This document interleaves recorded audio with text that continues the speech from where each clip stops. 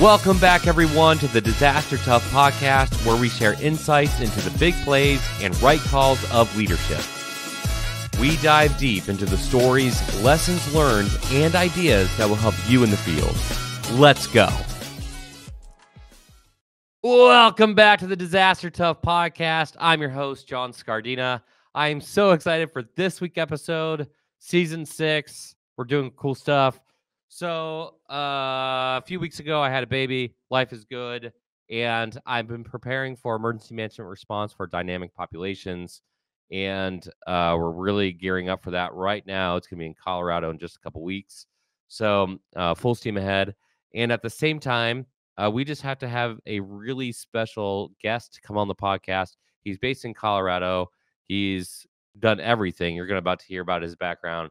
Travis is a cool dude. We just talked for, 5-10 minutes before we recorded, and I was like, oh my gosh, we got to stop talking so we can record, because I just got excited to hear from him. And so with that, Travis, welcome to the show. Hey, John, thanks for having me. How are you? I'm very good. So you just told me a little bit about your background. I obviously knew about it before, but for everybody on the show, can you just hit highlights this for us real fast? Hey, John, I've been pretty lucky. I've been an active duty military officer now for the past 25 years. I'm actually getting ready to retire in February of 2025. Pretty excited. Yeah. I was lucky to serve the White House Medical Unit for about 5 years as the Chief Operations Officer and the Senior PA.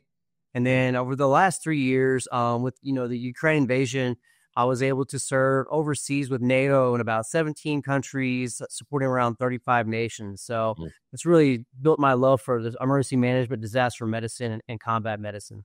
That's awesome. You're what years were you at the White House? So I was at the White House from 2016 to 2021. Oh man, talk about fun years. Amazing. Do you, by any chance, this is going to be a long shot, do you know who Joe Delamura is? I know that name, actually. Yeah, he basically ran COVID logistics for FEMA. Yep.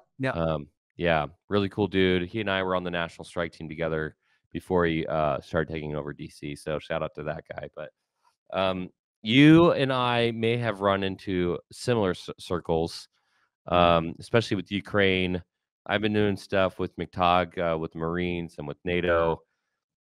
You and I seem to both have converged on the similar passion on disaster medicine, you doing the medical side more, and me focusing on setting up the infrastructure in order to be able to do that. Mm-hmm. And it's fun to run into people. In fact, let me give you an awkward first start, but there was a guy who blasted me in Texas, just absolutely blasted me in Texas.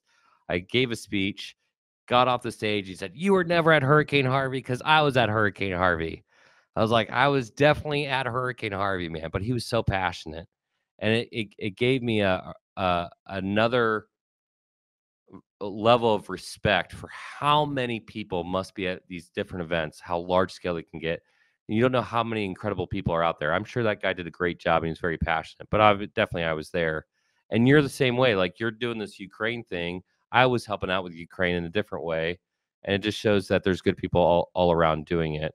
From a guy who gets to have lots of touch points with lots of cool people as well, what are your takeaways when you find people like that? Is it the passion that drives you? Is it the motivation? Is it the mission? Or is it more analytical? Like, what connects you the best to these kind of people? Oh, gosh. I love it. I would just say over the past 3 years, like I was saying, in these 17 different countries, I've got to work with leaders from Armenia, Romania, Latvia, Lithuania. I've actually worked with a gentleman named Dr. John Quinn. He's out of Czech Republic. He's actually an American physician. And we do a lot of work on the whole blood program for the United States Army, and he's doing a lot for the Ukrainians. And his passion and the love he puts into that, he doesn't get paid any extra to do it. He does it for free. He's a doctor on the side, and he does that with the SAGU missions, the different missions. So when I meet people like him and I'm working alongside him, that passion just drives me. And I'm like, man, I got to be a better person, a better provider, because I'm working with these people that are so amazing. That's really how it is for me. How do you retain passion, especially you're retiring in February from the Army? You have other responsibilities. How have you retained passion throughout this whole thing? Have you not make sure you stay in? No, for me, I feel like I'm always trying to scratch the itch, if that makes any sense. So Mm, I actually teach with the University of Lynchburg's Doctor of Medical Science program. I run their emergency management and global health concentration. And mm, within that concentration, we actually do 4 global health humanitarian missions a year. We, mm, we run a disaster medicine exercise. So I think for me, is I'm really excited to be leading that program and educating mm. new people that are getting into this field, or maybe they do it. Awesome. So that just drives me, and I'll be honest, some of the people I trained overseas and helped out, and then they've made a difference. We talk on Instagram, we talk on WhatsApp. Let me Mm. know. They're like, hey, Travis, I saved this life today. It was because of that chest tube that you taught me in this back room in Estonia at the World of Vascular Medicine. I'm like, hell yeah. Yeah, that's awesome. Yeah. That gets me going, brother, for sure. How do you spell Doberman Emergency Management? EOP, OEP, HVA, HMP, Thyra, TTX, Drone, PDA. Whenever you need an expert, Doberman Emergency Management field experts are there for support. Contact an expert at DobermanEMG.com today. Yeah, those moments are the best for me too. It's not even doing the job. It's when I get the email or I get the text like, "Hey, like this helped me out." And funny enough, podcasting, I never wanted to be known as a podcaster. Let's be real. Like I was like, don't that do not want to be that guy. But a couple years ago, I was at a conference and somebody came up to me in tears saying that they changed their entire outlook of how they did staffing and their organization for emergency management because of a guest that was on the show. And they had taken that process and it revolutionized their city and they were doing so much better and more effective. And they're just like, thank you so much. And I was like, all right, like even the little things might matter. And like honestly, it kept me going. So like now you fast forward years and I get to meet somebody like you, right? Like who's all in. On a complete, this is like the most tangent episode ever. Do you know who John Spencer is? Yeah, I do. Yeah. Do you guys might not know this. You might need to do a DNA test. You guys have the exact same look, the exact same voice, the whole deal. If you went on CNN and you said you were John Spencer, I think people might start confusing you guys because, oh my gosh, you have the same voice. But um, he had the same kind of concept as well of like reaching out and I want to provide. I think he even wrote a book that he was trying to help out the Ukrainians with urban warfare. But with getting how do you go from, again, tangent episode, how do you go from White House, COVID mission to Ukraine? Uh, I mean, so for me, I was my duty. I got lucky. I got to work with 3 presidential administrations, all completely different. And then, of course, we dealt with COVID, and my duty was up there, and I was actually thinking about retiring from the Army then. But I feel like I had one more in me, and I heard about this Security Force Assistance Brigade. They're aligned with 10th Special Forces Group, and I was like, that sounds like a cool mission. I get to go advise. I kind of did some work like that before in Iraq, and then of course, whenever I got to the unit, a few months later, I'm in Romania and I'm advising their local military on evacuation operations, and Ukraine gets invaded. And of course, Ukraine and Romania, that border is right there. So that really got everybody uptick. And like I kind of told you earlier, that really woke up NATO. And from my point of view, from a medical, it's like we're looking at all these hospital systems or evacuation systems. And also as a NATO countries, how are we all working together? So honestly, it was a natural jump for me because a lot of the work I was doing at the White House, it was walking through hospitals to make a plan for presidential travel. It was assessing evacuation systems all over the world, everywhere from Israel to Papua New Guinea to Vietnam. I mean, we were working with, boat evacuation systems all the way to helicopters. So it was honestly a natural progression. And I was able to use that because, there's also the cultural competencies, with these other countries. It just kind of fell into my lap. It worked naturally for me. It's kind of been a great adventure for sure. The NATO waking up thing has been fascinating to watch. I was working with NATO for a couple years with this one group within NATO. Really amazing people who care about the mission. they really have high regard for the U.S. You don't hear a lot about that on media, but Yeah. behind closed doors, they really liked him. However, there was strong opinion that Russia wasn't actually going to invade Ukraine, and nothing was going to happen. And I had one of my friends from NATO. I asked him to come onto the podcast for some of the work that he was trying to do with military and civilian and trying to combine those things. It's the only episode I've never aired because I recorded that episode, I think it was February 7th of 2022.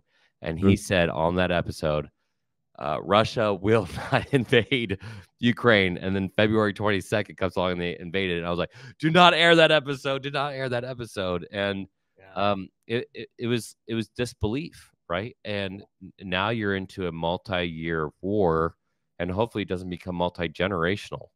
That's like the big fear is that like it's like World War. People say World War II, but really World War One, like just stagnant, like never ending. Did you ever see the documentary Enemy in the Woods? Yeah. Mm-hmm. Yeah. Oh my gosh, that really woke me up to how Russia's really just playing games with Ukraine. And yeah, it takes us to a whole different for us, I've done a lot of my time in Operation Iraqi Freedom, Enduring Freedom, and we're all about that counterinsurgency operations. We call it COIN, which is for us, you get a patient, you stop the bleeding, you maybe get some whole blood, some pain medications, you got a helicopter, they're out in less than an hour, the golden hour, right? Yes. But now they're in this large scale combat operations, LSCO, right? Which is something really our military has not had to deal with. And we're taking this big animal, the U.S. Army, the military, and kind of making this shift and thinking about how are we going to operate? Because that kind of combat's a lot different than, we're not going to be able to call in helicopters and get soldiers evacuated. We haven't really had to deal with drones. I mean, drones targeting medics. There's all kinds of new warfare that we're looking at that's so interesting that we're trying to find new ways to train and make sure we're doing the right things to help save lives, really. The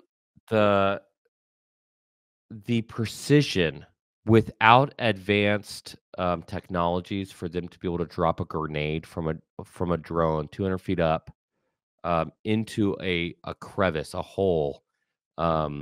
It was truly fascinating from the Ukrainian standpoint. Like, like you would think aerodynamics win the whole deal, but it was the precision, and the precision is what caught me off guard because it showed that how much they must be doing it. They really, really well. And it's not from offsite training. That's from real world experience. And I mean, it makes you wonder. Yeah, a lot of my friends, I haven't personally got, active duty. We're not allowed to be in Ukraine right now, but a lot of my friends, when they go and the people who trained, they can't have a signature at all. You can't have your cell phone turned on. You can't have a computer. Because that signature, the drone can target you. They're even looking at drones with fiber where they had the fiber optics where it's not putting off the signature itself. It's pretty amazing, the technology. Like I said, it's counterinsurgency to large-scale combat operations. It's a big change for us. So from a medical standpoint, if Europe in totality is attacked, right, and if we have a World War II style, or even Ukraine or Syria, looks like Syria is about to become, second state of Israel. Like when you're looking at these like long-term conflicts and medical, my question goes back to again that infrastructure perspective of you might have the most trained people on site. What do you do when supply chain isn't guaranteed? How do you deal with that from a medical standpoint? Yeah, I mean, that's a huge one. I was talking about that exercise. We did an exercise earlier in May. It's called Vigorous Warrior. It's the largest medical exercise that NATO has. It's every 2 years. And this last one, we brought together 35 nations, and we also had civilians there. So it was a civilian military cooperation. It was a very focused disaster medicine exercise with combat scenarios. And that's what we worked on is training. Training is going to be the biggest thing. And how do we talk to each other? I'll be honest with you. When something goes down, the first thing to go is communication.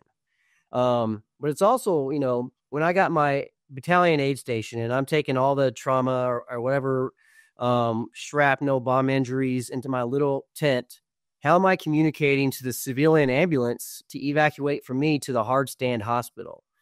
That's always a challenge, right? So we got to figure out how to make that happen. But then also, you talked about that logistical chain for supplies. And this is something we're really trying to train our people on is you got to do more with less, and you got to be very, very smart with triage. And triage is something a lot of people think they really know a lot about, or they're like, yeah, I can triage, but real triage is sometimes brutal. And we could talk about moral injury and all that stuff, but if you're really going to triage and you say you have 3 casualties and one has a head injury that is not going to be compatible with life, and another one that's 80% burns, bilateral amputation, you may just be keeping those patients comfortable, until they pass because you only have a finite amount of equipment and you may not get resupplied for a week, But then also looking at pain control, we use ketamine. It's pretty cheap. It's easy to get around, which we love it, but you're going to have to be careful with ketamine and then also whole blood. We can activate what's called the walking blood program, where I could take, if you're O negative, I could take blood from you and put it right into me. But then that makes you short when you go back on the battlefield. So we have to decide, is that the right decision to do for you? And how much blood can we store? So yeah, that's like a whole can of worms with the different things we have to think about medically. So I would say the end is training, really a really smart triage program, and then also doing more with less. Those are going to be the big things that we have to think about in that situation. For the most tactical person on ground, they obviously your ability to think is your first line defense. Would you rather have somebody who's incredibly trained who will follow a regimented process, or somebody with a little less training and more education who can be more fluid in what they choose to do? No, you got to be more fluid is definitely what I would look for. You can't be real regimented. I mean, if How do you you are create standards and be fluid at the same time? Because emergency management is all over the place. Like, I can get somebody I can meet you, right? Travis, the guy, director, educator, background, doing all cool stuff, calls himself an emergency manager. I can get a doomsday prepper with no experience and never been on the ground, doesn't know what somebody looks like, calling themselves an emergency manager, because there's really truly there's no real standards. And yet somehow you need to be fluid. So how do you balance being fluid with standards then? I mean, I think the biggest thing is going to be communication and getting all of your people together. For me, this kind of takes me back to COVID. I'm kind of going off here a little bit, but I was the chief operations officer at the White House Medical Unit, and COVID started. And our first thing is we're putting thermometers at the gate for everyone coming to the White House, but then we're talking with Health and Human Services, we're talking with FEMA, we're talking with the Secret Service. And then all the different cabinet, the Secretary of Defense, all those, everybody's coming together and like, what the hell are the standards going to be, right? Like no one knew. So that was one of those times where we had to be really flexible and get all those entities together and kind of make, a kind of just in time plan. And then we figure it out as we go. And that's kind of how I would see it in that situation with those emergency managers is, we have a pretty solid plan. Like we know when we get a patient in medical, it's a trauma. We follow what's called the March algorithm: massive hemorrhage, airway, respiration, circulation, hypothermia. We know that so everyone's going to follow that, but maybe getting them there by evacuating, maybe in the back of a van or a truck, or maybe you had to carry them there. I think the way you get to the certain point is not such a big deal as long as everybody's communicating towards the same objective. Does that make sense?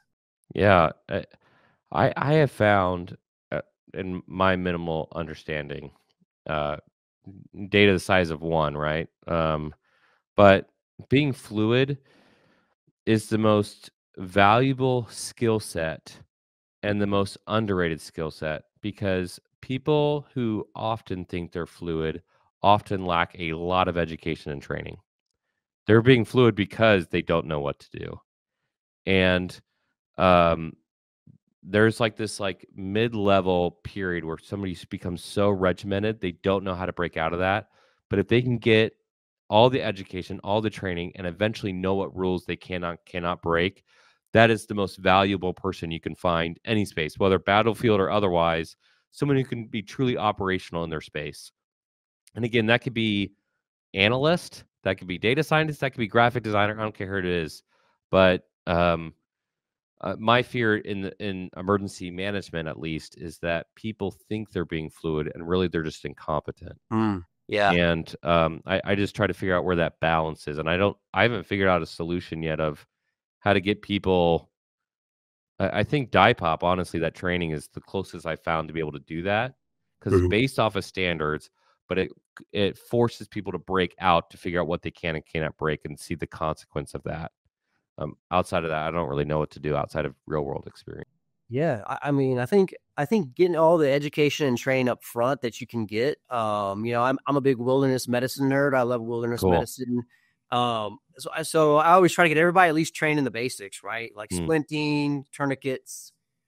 A lot of people don't think about evacuation. Evacuation can be a real show if you don't have at least a decent train and plan, because a lot of people don't think about hypothermia and they're carrying them and they're freezing. So I think like a good base training, and then you add experience on top of that. And it's real like lived experiences that you've gone through, and you may look back and maybe you came out okay on the other end, but in the middle of it, you're like, that was not very good. It wasn't very good. That's probably the best way to look at it. And then you become more fluid when you can kind of go back on those experiences and fall back on your training for sure. Hey, we just want to do a quick pause X to thank all of our sponsors with the Readiness Lab Podcast Network, L3 Harris, Forerunner, Bernie World, HQE Systems, Ampapar Response Training Center, Impulse, Doberman Emergency Management, and especially all of you who subscribe to the TRL Insider Program and who are listening to this episode right now. Thank you so much for your support. Let's jump back in. Yeah, I mean, there has to be, I would call them like rules of nature, I guess you could say, like in the medical field, like there's things that you can and cannot do to the body. You cut off a leg, that you're cutting off a leg. You shouldn't expect a tongue to fall off if you cut off a leg, right? Yeah. But most other things you can play with, right? So yeah, just trying to balance time here. And man, you're hitting on all pistons. Like I agree with everything you're saying. If you could bring your expertise in both medical and military over to emergency services and really emergency management as a strategic level management field, if you think of it in those terms, if you could bring over everything, what drives you crazy the most? You're like, I wish EM could do X like these other fields. What would it be? I think the biggest thing would be when everybody's on the ground, we all you gotta communicate. You don't need to have your little piece of the pie. I have seen that a couple of times. Like knowledge is power kind of thing. Yeah. Yeah. So like over here, I responded to Hurricane Maria in Puerto Rico, and we got on the ground. And that was a tough one. Yeah, it was. I'll be honest with you, I haven't used a real map and outside of combat in a long time, and of course, cell phone GPS wasn't working. We were on SATCOM, and we had our military helicopters. We had FEMA there on the ground, and there was times when I could tell that they weren't communicating the way they should have been communicating to get supplies out to the community, right? So, what was the time? Sorry, I didn't mean to cut you off. I'll let you finish. Yeah, I was just saying, so they made it work and it got better, but you could tell in the beginning, those first 72 hours, Dr. Ciatone, the disaster medicine godfather, he always says all disasters are local, right? And what that means is, has the local community been prepared for this issue? And I would say that local community wasn't very prepared, right? No. You might be able to say the same with some of the most recent hurricanes. I think North Carolina maybe not quite as prepared, but whenever you do bring everybody together, you kind of have to put down your, I know this, I know everything, and just be like, hey, how can we help each other to help the community? That's what's really going to matter for sure. Yeah, it's it's funny.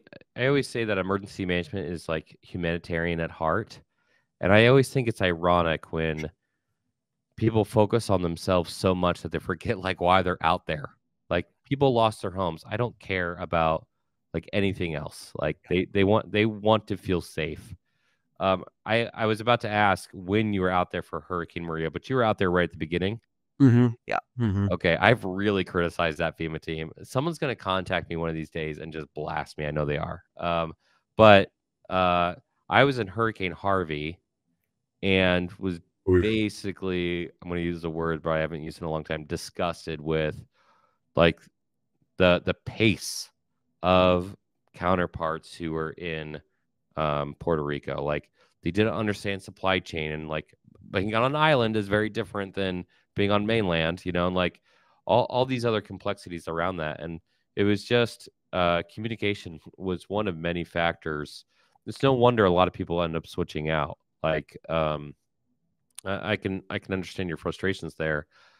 At one point, it became political. I think I'm safe to say this now. Like our team didn't want to go to Maria, even though we were like the premier team, because it became such a crapshoot.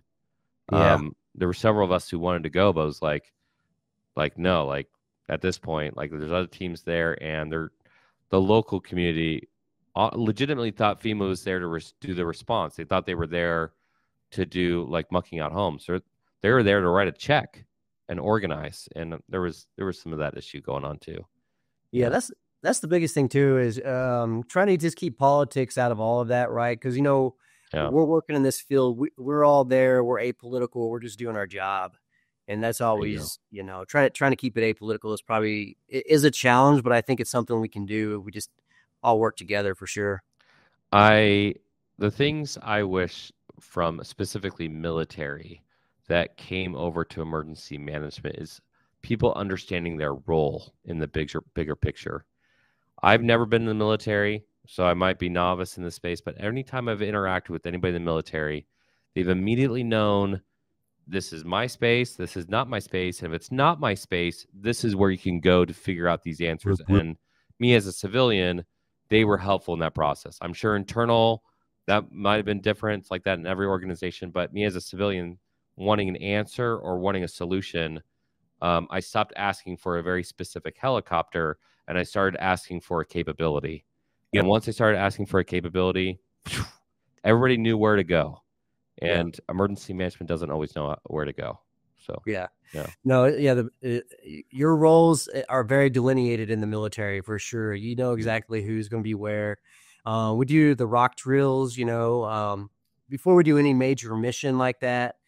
So we know like who's got the casualty evacuation vehicles, where is the ambulances going to be if we need to use them, who has the helicopters, and it's all pretty well coordinated. Now there may be some diverting, some communication here and there, but yeah, for me as the medical provider, I always have a communicator I can rely on, a helicopter pilot that I know is going to fly into some pretty dangerous situations if we need it.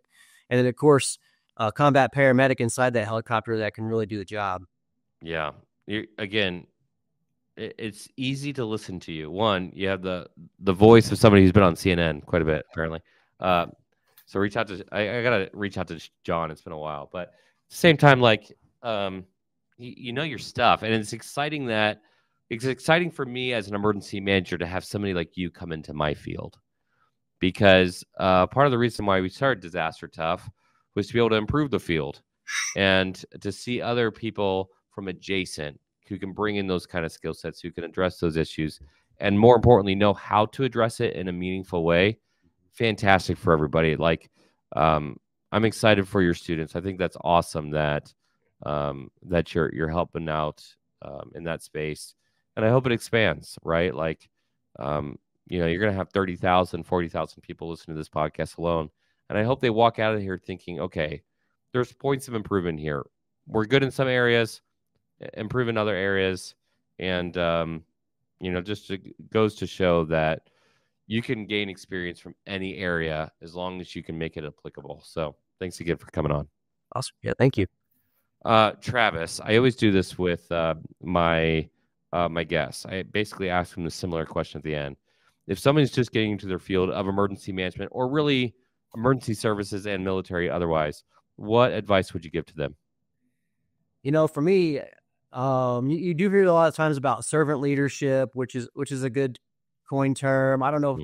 I do love servant leadership, but I also just think just leadership in general. Sometimes you kind of have to mold yourself to the situation that's ahead of you. But for me, when you're getting in there, there's a question that I remember getting asked when I was getting interviewed for the White House, and it was, have you ever been asked to do a task that's beneath you? And for me, in the military, there's no task beneath us. If it's for the betterment of the team, or you're going to save lives or whatever, you're going to do the task, no matter what it is. If you're mopping up the floors, taking out the trash at the end of the day, and you're the colonel or you're the leader, it doesn't matter. So I always tell people is kind of come in with like a humble heart, right?